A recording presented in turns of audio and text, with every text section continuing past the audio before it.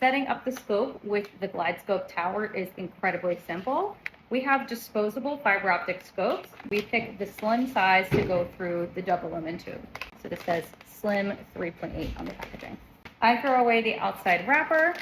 Keep these little connector pieces just in case. I throw away the top of it, but I like to keep this little plastic shield to protect it so that we're not just dangling our scope in the breeze.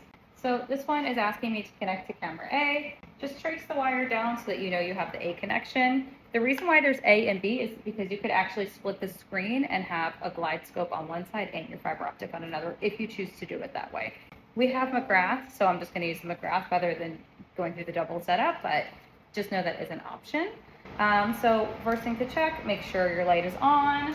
In order to make sure it glides easily through the double lumen tube, you want to spray it with silicone spray. But if you get this on the floor accidentally, your floor is going to be very slippery. So always spray it directly into a 4x4 and make sure it's nice and saturated. And then I just make sure I lubricate my scope like so. The other thing to do is to make sure that you're comfortable with directionality. So the trigger right here is where you're going to rest your thumb. When you push down on the thumb, the scope should turn up, and when you push up with your thumb, the scope should turn down. And just do it a few times until you get used to that muscle memory. So when I want to look up and along, I'm actually going to squeeze the trigger. When I want to look down and along, I'm going to depress the trigger. Whenever we're steering the scope, you want to steer the entire thing, okay? It's not really helpful to twist a fiber optic cable because look what happens when I twist.